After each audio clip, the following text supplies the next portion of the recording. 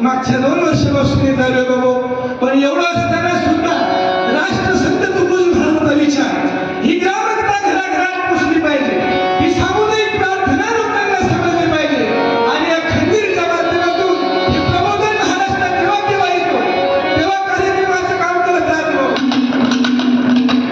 आता संदीपाल महाराजांनी सांगितलं की सत्यपाल महाराजच्या आश्रमात आम्ही जातो, गाळेकर महाराजांच्या आश्रमात आम्ही जातो बाबू. संतोष दादा भोरे, सावळे गुरुजी, आमल्या महाराजांचे कीर्तन ऐकून आम्ही लहानाचे मोठे झालो बाबू.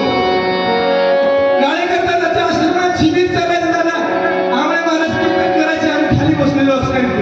आणि ते संस्कार आहे. सत्यपाल महाराजच्या आश्रमात दरवर्षी मी न चुकता जातो. मी वर्षभर सुट्ट्या घेत नाही, पण मे महिना आला 2-4 दिवस सुट्ट्या काढून आश्रमात जातो.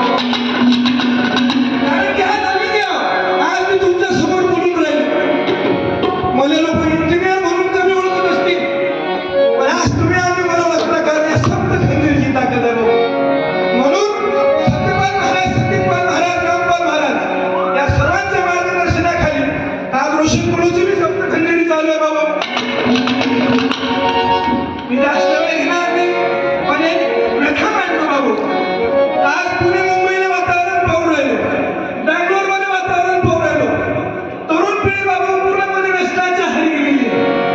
आणि महिला मंडळीची परिस्थिती पाहिजे बाबू, आज पूर्ण पाश्चिमात्यीकरण झालं रे. म्हणून मी तुम्हाला सगळ्यांना एक विनंती करतो, तुम्हाला जर तुमचे पोरं सुशिक्षित आणि सुसंस्कृत ठेवायचे असतील तर सामुदायिक प्रार्थना आणि ग्रामगीतेशिवाय उपाय नाही.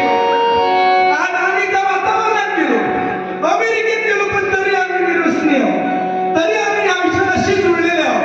आणि हे बाबांनी या विचाराची चेष्टा करताना माझी शेवटची एवढी विनंती करतो बाबू की तुमच्या मुलामुलींना शेतूची समोर बसल्या. आमच्या मोठ्या उमरी परिसरात सुद्धा शिबिर चालतं बाबू, लहान उमरीमध्ये शिबिर चालतं. पूर्ण अकोला जिल्हा हा विदर्भच परिसर असा आहे, तर इथं सुसंस्कार शिबिर चालतं.